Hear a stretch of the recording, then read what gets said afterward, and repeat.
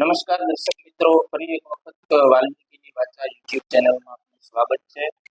તો આજે આપણે આપણી ચેનલ સાથે જોડાઈ રહ્યા છે શ્રી ભીખુભાઈ ઠાકેજા, અને એની કોઈ ઓળખાણ આપવાની જરૂર નથી. પોરબંદર નહીં પણ સૌરાષ્ટ્ર ખાતે તે વ્યક્તિને ઓળખાણની જરૂર નથી. તો આજે આપણે થોડા સવાલો ભીખુભાઈ ઠાકેજા સાથે કરશું અને થોડી વિકસિત સમાજ માટેની સલાહ લેશું. તો ભીખુભાઈ, સ્વાગત છે અમારી ચેનલમાં આપનું. તમારું પણ સ્વાગત છે જતીનભાઈ. આભાર ભીખુભાઈ. ભીખુભાઈ, આપ જાહેર જીવનમાં ઘણા ઝાઝા સમયથી રહી રહ્યા છો, તો તે જાહેર જીવનમાં સમાજમાં આપણી પોરબંદર વાલ્મીક સમાજમાં પહેલા પણ કાર્યકર્તાઓ હશે અને અત્યારે પણ છે. તો અત્યારના કાર્યકર્તાઓની કાર્ય પદ્ધતિમાં અને પહેલાના કાર્યકર્તાઓની કાર્ય પદ્ધતિની કોઈ ફરક ખરી? ફરક પહેલાના કાર્યકર્તાની ખોટા શું છે? પોતાનો આત્મવિશ્વાસ હતો અને સમાજ માટે કામ કરવાની એક ધગજ હતી. મને ખબર છે, આ જાણું છું. જૂના કાર્યકર્તાઓ જેવા કે સામત દયાલાનું નામ બહુ જૂનું. એના પછી સમાજના પ્રમુખ તરીકે જે ભવનભાઈ પુનાણી, એમની પણ એ તો ભણેલા હતા અને પોસ્ટ ઓફિસની અંદર હેડ પોસ્ટ માસ્ટર તરીકેની પદવી પ્રાપ્ત કરેલી હતી અને શિક્ષિત હતા. એટલે સમાજને એનો ઘણો બધો લાભ થયો. સમાજની અંદરમાં જે શિક્ષિત તરીકે લે તો રમેશભાઈ વાઘેલા છે, એ પણ હેડમાસ્ટર હતા અને છોકરાઓને ભણાવવા જતા. એના પાસેથી પણ ઘણું બધું સમાજને મળ્યું છે, એને આપ્યું છે. હાલની તકે અત્યારે જોઈએ તો શિક્ષણ ત્યાંથી જ ઉત્પન્ન થયું છે, એની જ દેન છે. ત્યારે જે થોડા ઘણું જે શિક્ષણ છે એ લોકોને એ લોકો ક્લાસ ચલાવતા, છોકરાઓ ટ્યુશન આપતા, ભણાવતા, અને જે ભણ્યા છે એને પ્રાપ્ત કર્યું છે. મને મારો અનુભવ કહું તો એને જે સમાજ હલાવી અને સમાજને એને આપ્યું છે. શિક્ષણની વાત કરીએ આપણે, સમાજ જેને જે ચલાવી છે પ્રમુખ તરીકે ઘણો સમય સમાજની સેવા આપી. એની અંદરમાં સમાજની અંદરમાં એક ટ્રસ્ટ, મહાત્મા ગાંધી સેવાલય ટ્રસ્ટના નિર્માણ કર્યું. એના પછી એને સમાજના જે સફાઈ કામદારોના થોડા ઘણા પૈસા ભેગા કરી અને સમાજ પાસેથી ફંડ ફાળો લઈ અને મહાત્મા ગાંધી સેવાલય ટ્રસ્ટ નામે એક ઇમારત હતી. એનો લાભ ખૂબ આપણે સમાજને મળ્યો. એના પછી એ છે નાણભાઈ પુનાણી છે, જીવરાજભાઈ રામજી છે. જીવરાજભાઈ રામજી પણ ખૂબ સેવાધારી માણસ હતા. એને પણ સમાજને ખૂબ સેવા આપી. નાણભાઈ પુનાણી એક બિઝનેસમેન હતો અને એનો પણ લાભ લોકોને સારો મળ્યો. આવા તારલાઓ સમાજની અંદરમાં થઈ ગયા છે. બહુ હિંમતથી કામ કર્યું છે. આ સમાજને કામ કરવાની સાથે સાથે એ લોકોને ભોગવવું પણ ખૂબ કર્યું છે. સમાજની નિંદાઓ, સમાજની ગાળો ખાધી, સમાજ બધા જ્ઞાની ન હોય એમના માણસો પણ છતાં એ લોકોએ કાંઈ પણ જોયા વગર એને એક કામ કર્યું જ છે, યોગદાન દીધું છે, યોગદાન આપ્યું છે પોતાનું. સમાજને એને આપ્યું છે. કઈ અપેક્ષા નથી રાખી. કોઈ પણ જાતની અપેક્ષા વગર આપ્યું છે, એને નિભાવ્યો છે, પણ એને સમાજનો કોઈ બગાડ્યો. એના પછી સરસ. બાપભાઈ હાજી બરોબર. બાપભાઈ પુનાણી એમને પણ પ્રમુખ પદ ભોગવે, એ પણ નગરપાલિકાના ટ્રેઝર ભરેલા, અને એની સાથે અમે એના સાથે કામ કર્યું. અને એટલા સરળ સ્વભાવના હજી પણ અમે એના પાસે જાય એની સલાહો લઈએ છીએ. હજી કંઈક નવું મળે છે. હા, કંઈક ને કંઈક મળે છે, બહાર નીકળી નથી શકતા, પણ એની અંદરમાં છે એ અમને મળે છે, અને સમાજને અમે આપીએ છીએ. એને પણ સમાજના પ્રમુખ પદ બહુ સારી રીતે ભોગવ્યું છે. સમાજની ક્યાંક ક્યાંક નાના ભોગે બન્યા, બરાબર, છતાંય પણ સમાજને ખૂબ આપ્યું છે. એના પછી ઘણા ધીરુભાઈ આલા, એને પણ પ્રમુખ પદ ભોગવ્યું. હરીશવાલજી પણ પ્રમુખ પદ ભોગવ્યું. દિલીપ વાઘેલા એને પણ પ્રમુખ પદ, અજય પુનાણી, આ બધાએ સમાજના પ્રમુખ પદ ભોગવીને સમાજને આપ્યું છે. સમાજને કંઈક ને કંઈક આપ્યું છે, એનો હું સાક્ષી. પણ અજ્ઞાનતાના કારણે ક્યાંકથી ભોગ બની ગયા છે, પણ સમાજ અહિત નથી કર્યું કે બગાડ્યું નથી, એને પોતાનો ભોગ આપ્યો છે, અને હજી પણ આપે છે. મારા ભોલાબા આટલા બધા સમાજના આગેવાનો પહેલેથી માંડીને અત્યાર સુધી મારી દ્રષ્ટિમાં, અને જે આવ્યું છે ને કોઈ પણ, જે હું તમને મેં નામ આપ્યા, કારણ કે એ મારા સામે પ્રમુખ બન્યા ને એની અંદરમાં બે હું સાક્ષી છું, મને ખબર છે એને કંઈક સમાજનું અહિત નથી કર્યું, અને સમાજ માટે જ કંઈક કરવાની અપેક્ષાઓ સાથે જ મેદાનમાં ઉતર્યા, અને હજી પણ કરી શકે એવી શક્તિ ધરાવે છે. મારું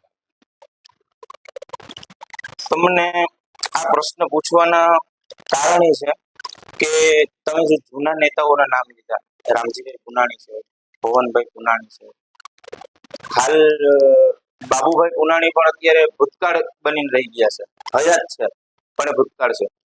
તો તમે અત્યારે એ સમયના અડીખમ થંભ છો કે તમારી પાસે એ વાતો બધી નીકળે.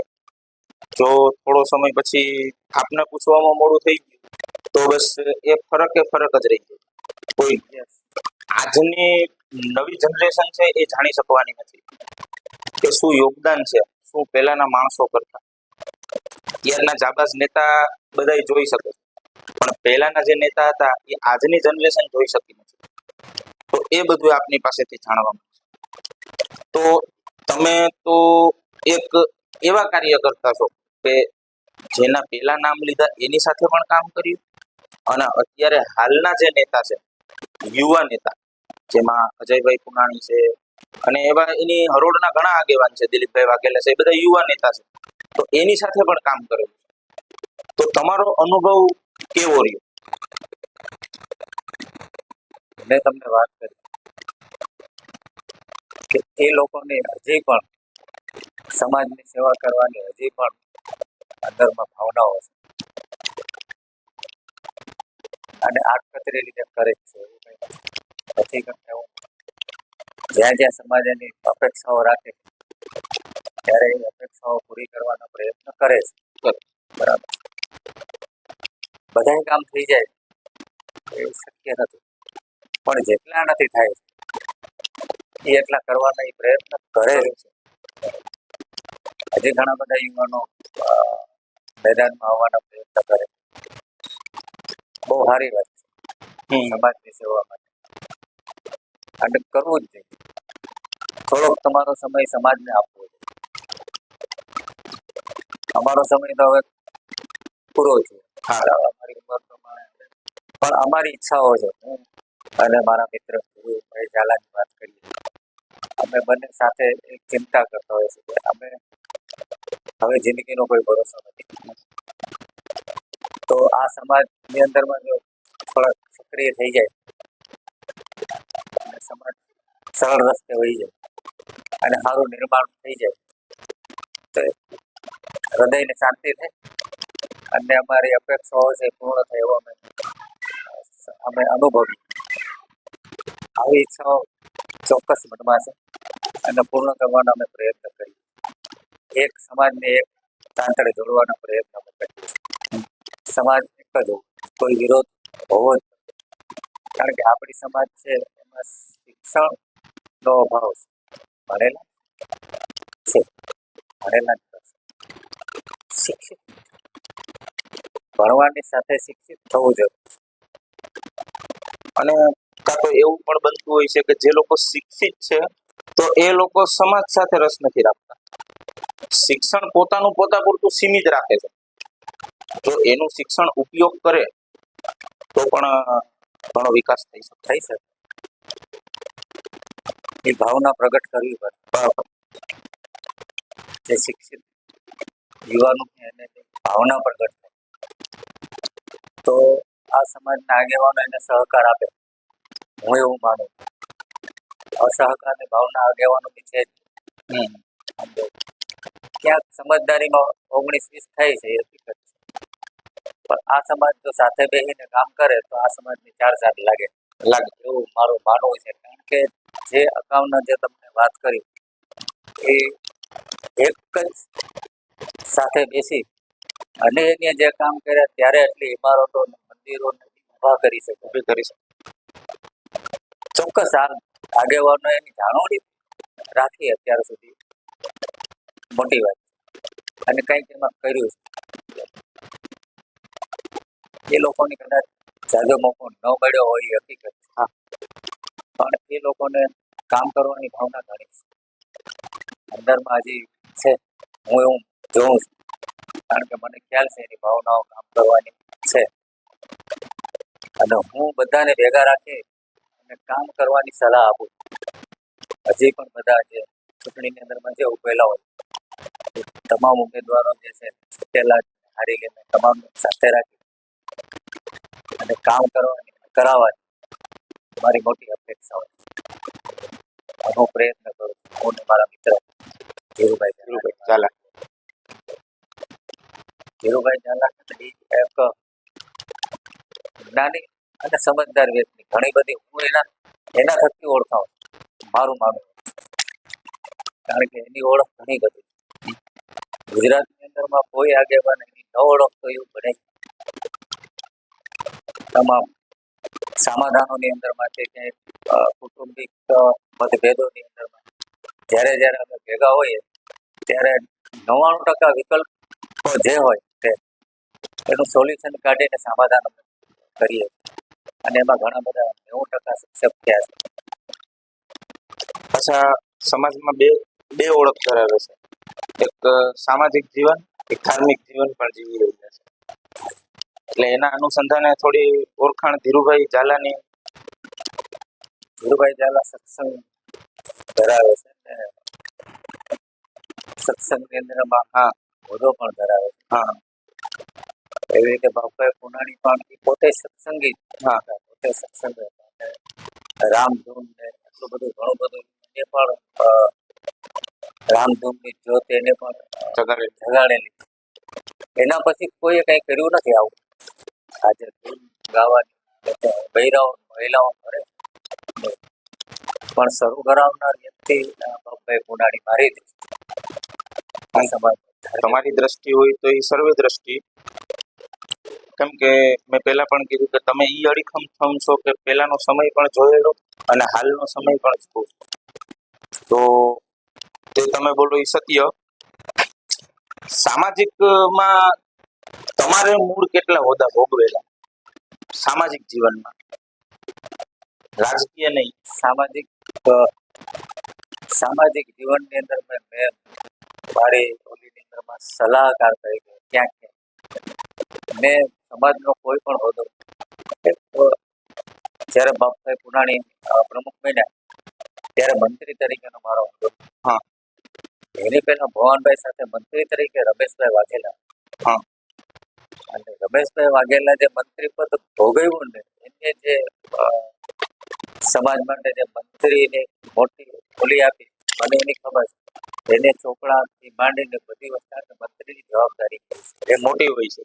રેકર્ડ ક્લિયર રાખો અને એને મને શીખવાડ્યું ને જોડે કે તમે કઈ રીતે આ ચોપડા લખશો કઈ રીતે અને સાચો જોકે એના જેવું તો થઈ ન શકે બહુ મોટી વાત છે અને એના જેવું તો શક્ય જ નથી હું માનું છું કારણ કે મેં જોયું છે અનુભવ એટલા એને અપ ટુ ડેટ સમાજની આખી કાગળ હતો ચોપડો હતો હજી એના હિસાબ કિતાબો હજી હયાત વાહ એટલું એટલા ક્લિયર માણસો હતા પણ હવે એ આ સમાજની તાસીર એને થોડું ભોગવવું પડે એટલે બાકી બધા ક્લિયર માણસો હતા એના પાસેથી અમે એના પાસેથી જ શીખ્યા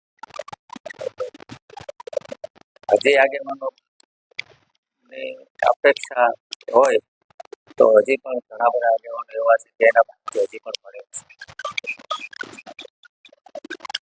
પણ અપેક્ષા રાખવી પડે શીખવા કોઈ આગેવાન પરિપૂર્ણ હોતો નથી કોઈ એમ કહે કે હું પરિપૂર્ણ છે એ વાતમાં માનું એટલે પરિપૂર્ણ થવા માટે ખૂબ કોશિશ કરી 73 વર્ષ મને થયા છે હજી પરિપૂર્ણ નથી હજી હું જાહેરની અંદર હું હજી હું ધીરુભાઈ આલા છે એની હદ સુધી હું પહોંચ્યો નથી એટલી બધી હસ્તી નહોતી મારી દ્રષ્ટિ અને એને જોઉં તો ખબર પડે આ ગાંવ કા સત્સંગ ભાવનાઓ એની ધાર્મિક ભાવનાઓ સામાજિક ભાવનાઓ કુટુંબિક ભાવનાઓ આ બધી અને સમાજની જે ભાવનાઓ એની પણ એવી અને હજી એની ઉંમર થઈ ગઈ તો એ હજી સમાજ માટે અડીખમ જ ફિટ જ છે. ફિટ જ છે તો અત્યારના જાહેર જીવનની વાત કરો તો હું તો બહુ બચપનથી જોતો આવું છું તો તમે કોઈ સામાજિક કાર્ય કરેલા એમાં ક્યાંક તો ઉચ્ચ સફળતા મળી હશે એવા કોઈ પ્રસંગ અને ક્યાંક અફળતા પણ મળી હશે તમારે સ્વીકારવાનું છે તો એવા કોઈ પ્રસંગ કરી તમારા જીવનની અંદરમાં મારા જીવનની અંદર મેં જોયું છે કર્યું નથી મેં જોયું છે એ મારી સફળતા છે મેં સારી વસ્તુ જોઈ છે કે જે હું તમને વર્ણી શકું એ સારી અને એ મારી સફળતા કોઈ વસ્તુ તમે સારી નો સંગ્રહ કરો ને એ મોટી સફળતા ખરાબ માટે તો ટેન્કરો ભરાય ખરાબ વસ્તુ તમે તો નગરપાલિકાઓ ટેન્કરો ભરીને કાઢી નાખે પણ સારી વસ્તુ ગોતવા માટે છે કોતરો લઈને ભરવું પડે એને વીણવું પડે ત્યારે એ વસ્તુની કિંમત થાય છે એટલે મારા પ્રમાણે મેં આ ભોગવી અને આ અનુભવ મારો મોટો છે મને સમાજ તરફથી આ પ્રેરણા મળી છે જે હું તમારા પાસે અત્યારે વાત કરીશ હોદ્દો મોટો નથી હોદ્દો મોટો પણ સમાજની તમે કોઈ તમારી તાકાત નથી કે તમે સમાજને કઈ આપી સવાલ જ પણ તમે સમાજની ઉપયોગી બની શકે તમારા પાસે ઘણું બધું જો હિંમત કરો તમે એમ કહો કે હું નહીં લઈ શકે તો એ નથી પણ તમે કહી શકો કે ભાઈ કઈને કામ છે મારાથી તો પોસિબલ નથી તો એવું તમે એવું તો કહી શકો કે ભાઈ ભીખુભાઈ પાસે જાઉં તો કદાચ આનો ઉકેલ લાવી આ એક કામ જ આ એક હિંમત તમે એને કહો એટલે એનો રસ્તો નીકળે આટલું કરો એ સામાજિક કાર્ય જ છે એ સામાજિક કાર્ય કોઈને રસ્તો બતાવો એ એક સામાજિક કાર્ય તમે કામ નથી કરી શકતા એ વસ્તુ અલગ છે પણ તમે કામ કઈ રીતે કરાવી શકશો અથવા તો તમે કઈ રીતે માર્ગદર્શન કરશો એ મોટી વસ્તુ છે તો તમારાથી કોઈ કામ નથી થતું એક ટીકા કરવી ગયા એનો ઉકેલ જો તમારા પાસે હોય તો એ ઉકેલ તમારે અહીંયા મેદાન ઉપર મૂકવો જોઈએ કે આમ કરવાથી 100% કામ થાય. ત્યારે તમે ઘણી બધી હિંમત કરી શકો પણ આ જે પ્રશ્ન છે એ કઈ રીતે ઉજાગર કરવો, તો તમે હિંમત કરી તો આ થઈ શક્ય છે. બરાબર, તો એ કરવું જોઈએ. તમારી હિંમત છે એ હિંમત તમારા ઉજાગર કરવો. તો આ ઉજાગર કરેલા પ્રશ્ન છે અત્યારે હાલ આ અમારું નેટવર્ક તો ભવિષ્યની અંદરમાં બહુ મોટું થવા જઈ રહ્યું છે. તો મને એવું લાગે છે કે ઘણા સામાજિક આપણા સમાજના લોકોને પ્રેરણા મળશે. યસ, તમારી વાતો સાંભળી, જૂની વાતો સાંભળી, કાર્યકર્તાઓની વાતો સાંભળી, તો પ્રેરણા મળતી હોય તો બસ એ એક સફળતા છે. પણ એના માટે પહેલા હિંમત તો કરવી પડે. ચોક્કસ. શરૂઆત કોકને કરવી પડે.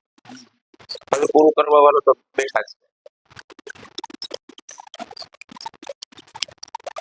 તો હાલ સમાજના અત્યારે કેવો ક્રેઝ છે કે મારે બસ પ્રમુખ બનવું, મારે પ્રમુખ બનવું. તો એ વસ્તુમાં સત્ય કેટલું કે કામ કરવા માટે હોદ્દો જરૂરી છે, કે હોદ્દો હોય તો જ કામ થઈ શકે? નહીં, દાખલા તરીકે વાત કરીએ તો સામતભાઈ આલાથી માંડી દિલીપ વાઘેલા સુધી અત્યારે વર્તમાન પ્રમુખ સુધીની મેં વાત કરી. એની સાથેના મારા નાતો તમને વાત કરી તો ક્યાંક ને ક્યાંક છે. તો હું મંત્રી એક વખત બની ચૂક્યો છું અને મેં જોઈ લીધું, જાણી એના પછી મેં પ્રમુખ બનવાનો ક્યારેય પ્રયત્ન કર્યો ક્યારેય નથી.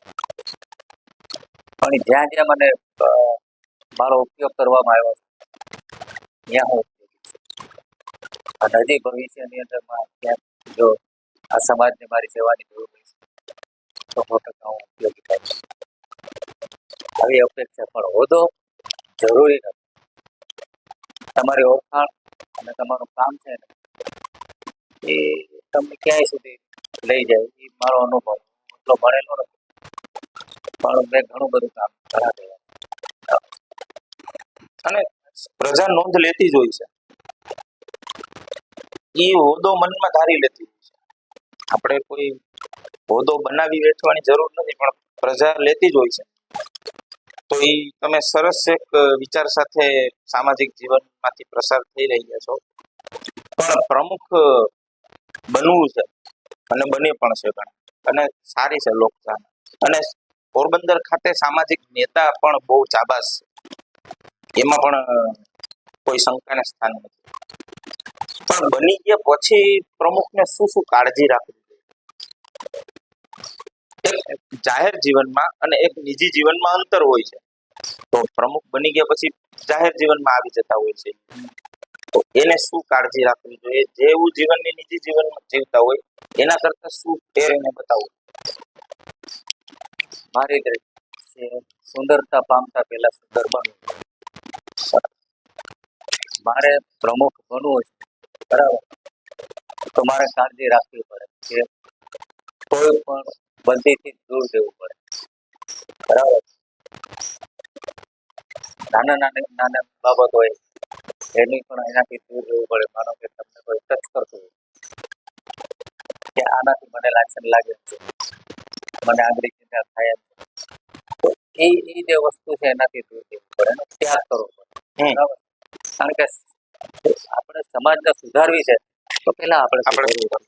બરાબર, મારે શું કરવું પડશે? મારા ઘરનાઓને પણ મારે અંકુશમાં લેવા પડશે.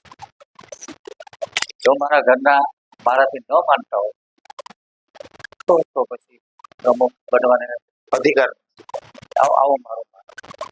એટલે તમારે, કારણ કે તમારે સમાજની પડખે રહેવાનું, સમાજને માર્ગદર્શક બનવાનું, તો પહેલા તમારા ઘરનો દાખલો આપવો પડશે કે ભાઈ મારા ઘરની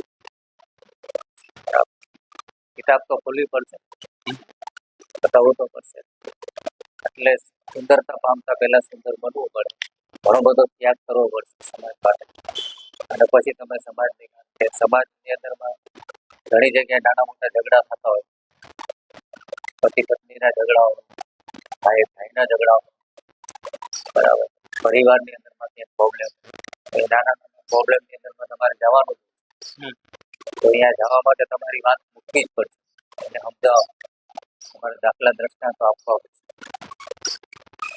કારણ કે એના માટે એ કરવું જરૂરી છે પછી કાયદાનું થોડું જ્ઞાન જરૂરી છે કારણ કે સામાજિક એક એવી વસ્તુ કે કાયદો પણ એને આવકારે છે સમાજ એટલા માટે આવકારે છે એને એની કાયદો હાથમાં લેવાની વાત નથી પણ કાયદાથી પર રહી અને પછી સમાજના જે પ્રશ્નો છે એનો ઉકેલ સમજૂતીથી કરાવી શકે બરાબર કારણ કે અમુક જે છે કાયદાની અંદરમાં જોગવાઈ અને પોલીસ સ્ટેશનની અંદરમાં જ્યારે પ્રશ્નો જાય ત્યારે પોલીસ વાળાને આપણે જરૂરિયાત ઊભી થાય કે ભાઈ તમારો સમાજનો પ્રશ્ન છે તમે આ સોલ્વ કરાવી મેં મારી જિંદગીની અંદરમાં ઘણા બધા પ્રશ્નો હલ કર્યા અને મને સન્માનિત કરવામાં આવ્યો પોરબંદર જિલ્લામાં અમને સન્માન પત્ર આપેલું સમાધાન પતિ પત્નીના ઝઘડાઓ કુટુંબના ઝઘડાઓ તો એ સમાધાન મેં કરાવી શક્યો ઈશ્વરની મહેરબાની અને આવા ઘણા બધા મેં સમાધાનો કરાય શક્ય છે ત્યારે આગેવાનો છે બધા સમજદાર ઘણા બધા પ્રશ્ન સમાજના એ ઉકેલવાના પ્રયત્ન એને કરવા સાથે મને એવું લાગે છે કે જો પ્રશ્ન બધા સોલ્વ થઈ જશે તો સમાજને ઘણો બધો તમારી જે પહેલ છે તમે જે પ્રયત્ન કર્યા એના માધ્યમથી મારે એ કેવું છે કે જે સમાજના આગેવાનો છે અત્યારના યુવા આગેવાનો જેને પોતાની સમાજની સેવા કરવાની પ્રેરણા ભાવનાઓ તો હવે તક મળી છે તો હું એમની સાથે બેહાડી અને એના કામ કરવા માટેનો હું પ્રયત્ન કરું મને સહકાર આપે અને સમાજને જોડવાનો પ્રયત્ન કરે અને ક્યાં ત્રુટિ છે એ સમાજને બતાવે અને એનો ઉકેલ લે આ શક્ય છે જો ભેગા બેઠી કરશે કારણ કે એને સમાજની સેવા જ કરશે તો અત્યારે તક મળી છે 2 વર્ષ દિલીપભાઈ સાથે રહી અને જે સમાજની કોઈ પણ ક્યાંય ભૂલ થતી હોય ક્યાંય ભૂલ થતી હોય કદાચ અમારામાં ક્યાંય ભૂલ થતી હોય તો એ તમે ચોક્કસ અમને કહેજો અને અમારું માર્ગદર્શન કરજો અમે અમારી સુધારવા માટે તૈયાર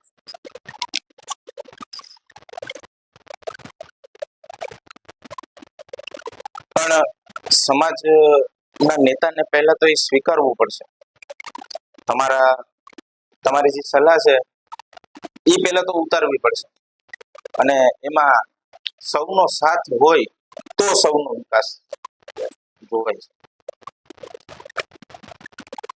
હાલ સમાજ એક રોજગાર પીડિત સમાજ છે શિક્ષણ પીડિત સમાજ છે ટૂંકમાં કહું તો સમાજમાં અત્યારે પીડા જ છે પણ સારું ઘણા કાર્ય કરતા આપણા દોડમાં છે અને એનો ઉકેલ લઈ આવશે પણ સમાજને જો એક સર્વાંગી વિકાસ માટે લઈ જવું તો એના માટે ખાલી પ્રમુખ શ્રી ની મહેનત જરૂરી છે કે પ્રજાને પણ સહકાર આપવો જોઈએ કે શું પગલા લેવા જોઈએ પ્રજાને એને પણ ક્યાંકથી શીખવું પડશે દાખલા તરીકે નોકરીની વાત કરીએ આપણે તો મારી હું વાત મારો પરિવાર મોટો પરિવાર મારે નોકરી બરાબર નોકરી પણ અમે અમારું જીવન નિર્વાહ ચલાવીએ કારણ કે મારા છોકરાઓને કોઈ બીજા કોઈ ખર્ચા અને ગણતરીની અંદરમાં જો હાલી આવે તો મને નથી લાગતું કે આપણે ઊભી થાય પછી જરૂરિયાત ઊભી થાય નોકરી અત્યારે છે એ બહુ મુશ્કેલ છે ગ્રેજ્યુએટ થયેલા છોકરાઓને ને અત્યારે ગાડીઓ હા બરાબર એને પણ નોકરી નથી તો આપણે તો હજી અભણ છે. હમ. અને મહેનત મજૂરી કરી અને આપણે રોજગાર મેળવીએ. મહેનત મજૂરી આખા દિવસ આપણે કામ કરીએ તો મને એવું લાગે કે 200-300 રૂપિયા કદાચ કમાતા હોય, કદાચ 500 રૂપિયા કમાતા હોય, પણ એના હિસાબથી આપણે હાલીએ તો આપણો મહિનો આસાનીથી નીકળી આપણે કોઈ પાસે ઓછી વધારા ન કરવા પડે. એવું મારો અનુભવ છે. કારણ કે હું ભોગવ્યું છે અને હલાવ્યું.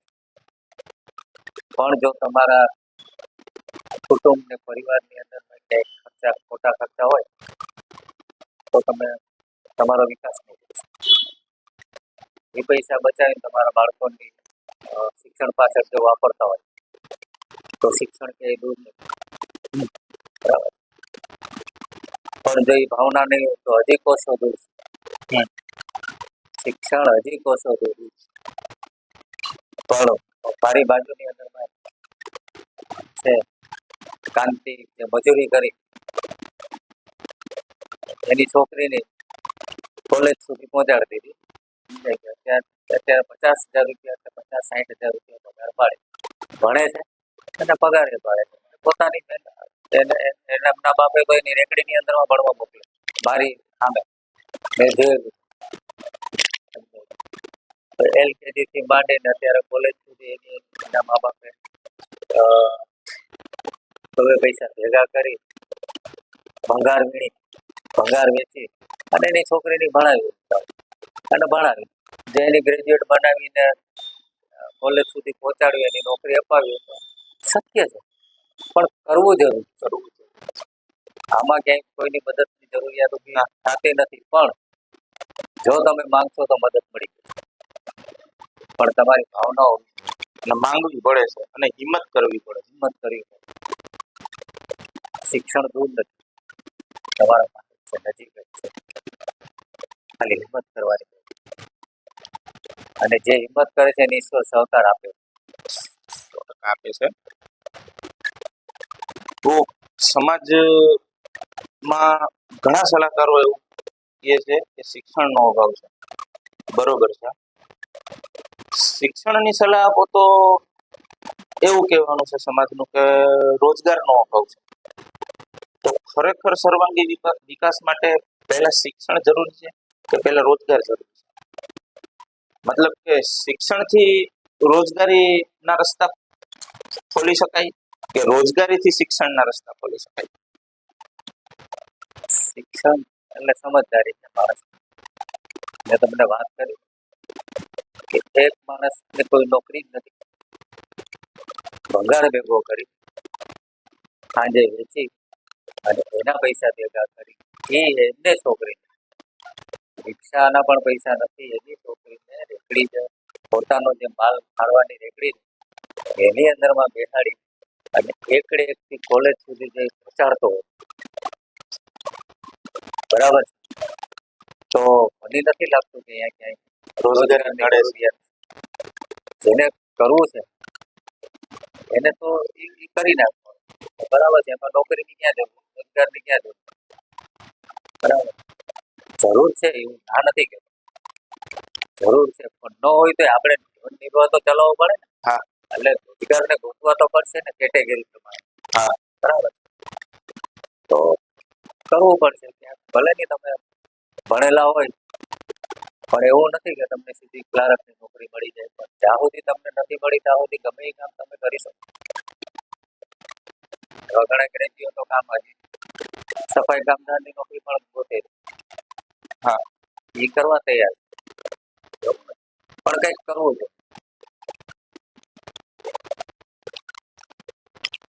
ભાઈ, આપણી સમાજ શિક્ષણ વિહોણી છે, રોજગાર વિહોણી છે. પણ શિક્ષણ સમાજની અંદરમાં એક જગ્યા, એનું સ્થાન મેળવી લે એટલે રોજગાર કદાચ મેળે ગોતવા જવાની જરૂર નથી. પણ આપણો સમાજ એક રોજગારીના અનુસંધાને એક વ્યવસાય સાથે જોડાયેલો છે, કલા સાથે. કે ઘણા ઘરમાં કોઈ ઢોલ વગાડીને ગુજરાન ચલાવે છે, કલાકારો છે, ગાયક છે, કોઈ ઇન્સ્ટ્રુમેન્ટ વગાડીને ગુજરાન ચલાવે છે. તો એવા કલાકારને કોઈ સમાજ પાસેથી અપેક્ષા રાખવાની જરૂર ખરી કે સમાજ ને એને સપોર્ટ કરવાની જરૂર છે ખરી? એ લોકો રોજગાર વિહોણા છે, એ કોઈ અપેક્ષા રાખી શકે? નહીં, મારી દ્રષ્ટિએ જે કલાકારો છે અત્યારે જે સંગીત સાથે સંકળાયેલા છે, ઢોલ અને ઘણી ઘણી જાતના ઇન્સ્ટ્રુમેન્ટો વગાડે છે. હા, એ છોકરાઓને હું જોઉં એ છોકરા એની રીતે કમાઈને રોજી રોટી મળી લે અને બહુ સરસ કામ કરે છે. મારી દ્રષ્ટિએ ઘણા બધા કલાકારો જે ઢોલ વગાડી દેશ વિદેશની અંદર પણ ગયા છે અને એક સારું જીવન જીવે હમ. અને પ્રેરણાદાયક જીવન પ્રેરણા. એના પાસેથી પણ લેવા જોઈએ. હમ. કલાકારો પાસે તમે જાઓ ને તો એ કલાકારો પાસેથી પણ લેવા જોઈએ. કઈ રીતે એ મહેનત કરે છે, રાત ઉજાગરા કરે, કેટલો પરિશ્રમ કરે, જ્યારે ઢોલ વગાડતો હોય ને તો કઈ રીતે વગાડતો હોય, કેટલી મહેનત કરતા હોય. સંગીતકારો એ સામાન પોતાનો લઈ અને જતા હોય ગામડાઓની અંદરમાં પોતાના કાર્યક્રમો કરવા જતા હોય. કિસમ કિસમના લોકો સાથે એનો પણ અનુભવ થતો હોય, છતાં એનું કામ એ હિંમતથી કરતા હોય અને પોતાની રોજી રોટી મેળવી લે. એને પણ સાચું એના પાસેથી પ્રેરણા લેવાની જરૂર સમાજ એ સમાજને આપે છે. ઘણા બધા ઉદાહરણ એને સમાજની બહુ અપેક્ષા આગેવાનો નથી રહેતી, પણ પોતાની કલા એને લઈ અને શિખર સ્તર કરે છે. દેશથી માનીને વિદેશ ગયા પણ એને ફોલો કરવો જોઈએ. સમાજને એને થોડુંક મહત્વ આપવું જોઈએ, જેથી કરીને એની ભાવનાઓ છે એ બધું પ્રગટ થાય અને આગળ વધે. એના માટે એના કાર્યક્રમો કરવા જોઈએ, જાહેરમાં લેવા જોઈએ અને એના ઉદાહરણ આપવા જોઈએ તો બીજા લોકો પણ એની શીખે. મિસાલ છે. વિશાલ બનશે. આવું મારું માનવું. કાર્યક્રમો કરવા જોઈએ અને સમાજમાં જે આવા માણસો ભણેલા સંગીતકારો જે છે જેના પાસે કુદરતે કંઈક કલા આપી એને ઉજાગર કરે, જાહેરમાં જો આગેવાનો લઈ આવે કાર્યક્રમ ગોઠવે તો એની પ્રેરણા પણ ઘણી બધી મળી શકે. કરવું સરસ ભીખુભાઈ, આપની સાથે ચર્ચા કરી અને ખૂબ આનંદ થયો અને ખૂબ એક એવું લાગે છે કે જાણે કોઈ અમી ઝવેરાત અમને નો પ્રાપ્ત થયા હોય અને આપના સુવચન સાંભળી અને સમાજ પણ ને પણ એક પ્રેરણા, સારી એવી પ્રેરણા મળશે. તો છેલ્લે એક રજૂઆત છે કે અમારી ચેનલ વિશે શું કહેવા માંગશો? અમારા દર્શક મિત્રોને જણાવો. જતીનભાઈએ જે પ્રશ્ન કર્યો એના વિશે તો હું એની હિંમતને દાદ આપું અને મને એની જે મોકો આપ્યો, પહેલી વખત હું આ મીડિયા સામે બોલું અને મને જે સમય આપ્યો એનો પણ હું ઋણી છું અને ખૂબ તમે આગળ વધો એવી પણ હું ઈશ્વર પાસે પ્રાર્થના કરું છું. ખૂબ પ્રગતિ કરો જતીનભાઈ, અને જ્યારે જ્યારે જરૂરિયાત તમારા જેવાની ઊભી થાય ત્યારે પણ અમને કહેજો. તમારા પર જય. આભાર.